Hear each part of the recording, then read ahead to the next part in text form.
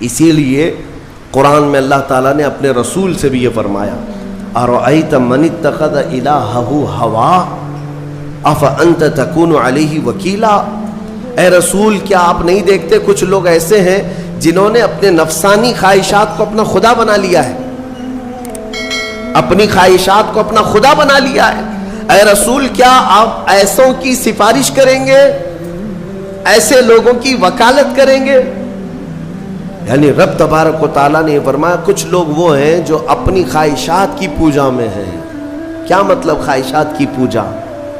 کیا مطلب ہے اپنے خواہشات کے پیچھے چلنا؟ مطلب یہی ہے کہ جو دل میں آیا اس بندے نے یہ سوچ لیا اسے کرنا ہی ہے مجھے، یہ خواہشات کے پیچھے چل رہا ہے۔ ہاں تمہیں آرام کی فکر ہوئی، تم نے خدا کے فرمان کو ٹال دیا لیکن اپنی نفس کی سن لیا۔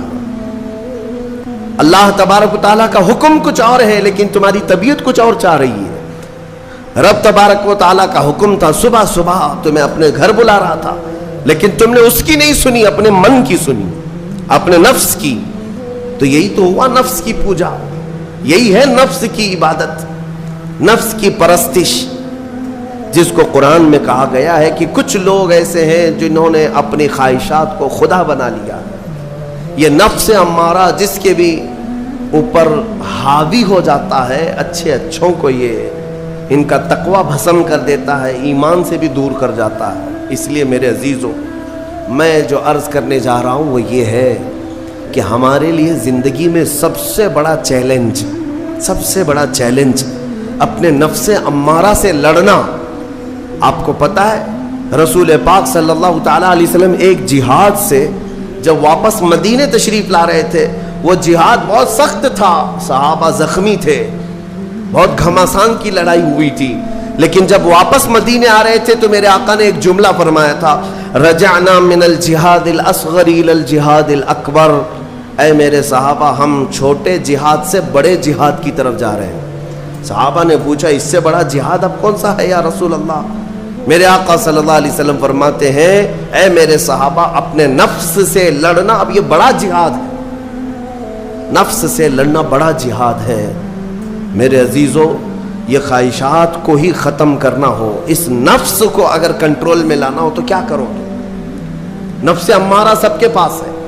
قرآن میں مولا فرماتا ہے وَمَا أُبَرِّئُ نَفْسِي إِنَّ النَّفْسَ لَأَمَّارَةٌ بِالسُّوءِ إِلَّا مَا رَحِمَ رَبِّي، کوئی اپنے نفس سے بچ نہیں پائے گا سوائے وہ شخص جس پر میرا رب رحم فرمائے۔ اللہ کا رحم جس پر ہو گیا وہ اپنے نفس سے بچ جائے گا۔ میں آپ کو ایک دعا بتاتا ہوں، حضور پاک صلی اللہ علیہ وسلم اگر دعا کرتے تھے تو اس سے آپ کو اندازہ ہو جائے گا کہ یہ کتنی امپورٹنٹ چیز میں آپ کے سامنے کہہ جا رہا ہوں۔ کون سی؟ حضور جب دعا کرتے تھے تو یوں کہتے تھے اللہ کی بارگاہ میں اللہم لا تکلنی الی نفسی طرفۃ عین، اے اللہ تو مجھے میرے نفس کے حوالے ایک منٹ کے لیے بھی مت دینا، تو اپنی حفاظت میں رکھ۔ حضور جب یہ دعا کرتے تھے کہ مجھے میرے نفس کے حوالے ایک منٹ کے لیے، طرفۃ عین کہتے ہیں پلک جھپکنے کے برابر، اتنے ٹائم کے لیے بھی اے اللہ تو مجھے میرے نفس کے حوالے مت کرنا، تو اپنی حفاظت میں رکھ۔ سید الانبیاء جب یہ دعا کرتے ہیں تو اندازہ کرو اے مومنو نفس کی تباہ کاریاں کیا کیا ہیں، یہ کتنوں کو ہلاک کر دیتا ہے، کتنوں کا عمل ضائع کرتا ہے، کتنوں کا ایمان ختم کرتا ہے۔ اب میں جو بات کہہ رہا ہوں وہ یہ توجہ سے سنو، یہ نفس امارہ جس نے شیطان کو بھی گمراہ کیا، شیطان کو بھی بہکا دیا، یہ نفس آدم کو سجدہ نہ کرنے کا جو غرور پیدا کیا یہی نفس امارہ تھا۔ اس نفس امارہ کو اگر کوئی کنٹرول کرا سکتا ہے تو وہ ماہ رمضان المبارک ہے۔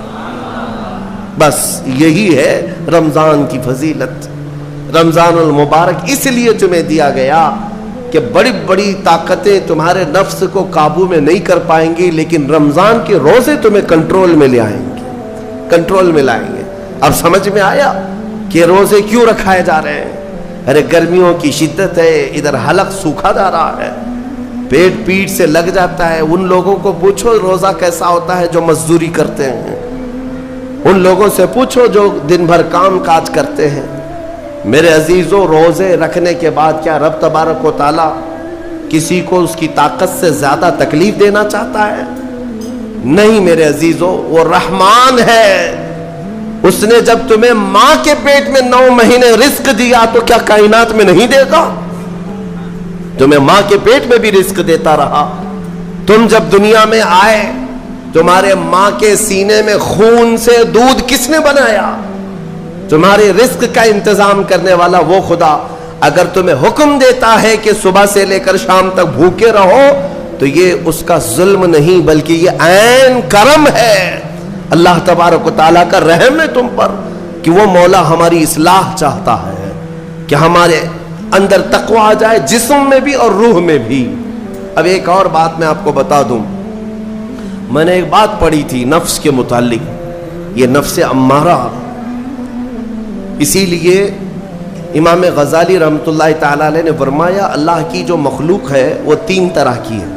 ایک فرشتے، دوسرے انسان، تیسرے جانور.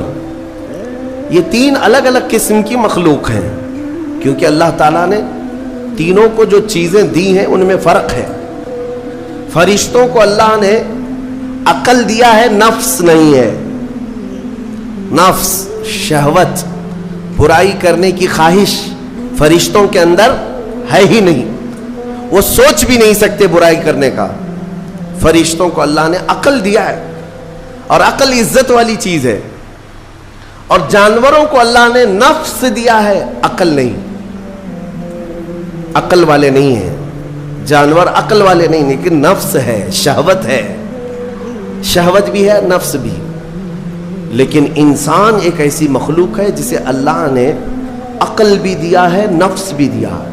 مطلب یہ ہے کہ تمہیں اللہ نے ایک چیز فرشتوں والی دی ہے، ایک چیز جانوروں والی بھی دی ہے. دونوں تمہارے اندر ہے، عقل بھی ہے، نفس بھی ہے.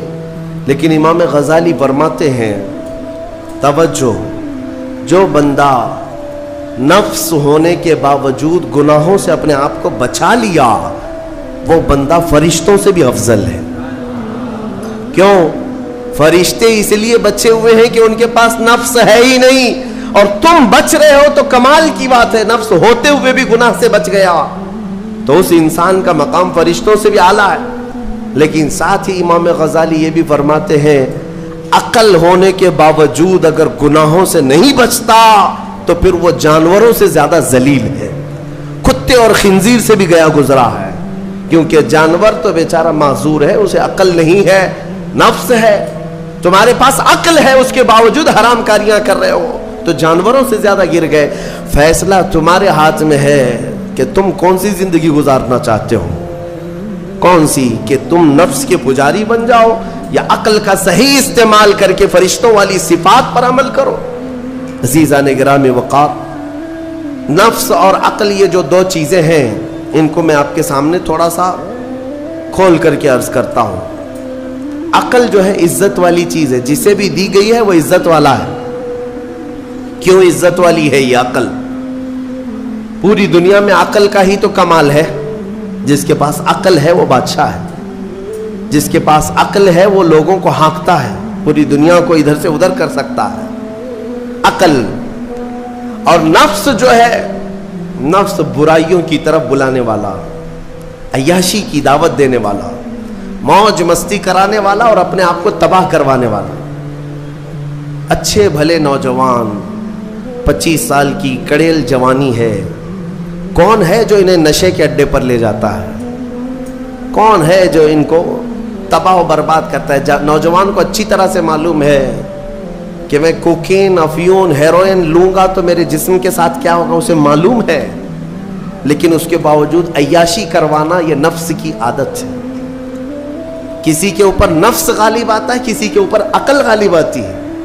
عقل جس کے اوپر غالب آ گئی وہ اچھا آدمی ہے، نفس جس کے اوپر غالب آ گیا وہ شیطان کا پجاری ہو گیا، نفس کی سننے والا. اب یہ دونوں جو چیزیں ہیں میں بتاتا ہوں آپ کو. روایت میں ملتا ہے کہ جب اللہ نے عقل کو بھی پیدا کیا اور نفس کو بھی پیدا کیا تو اپنے سامنے حاضر کیا.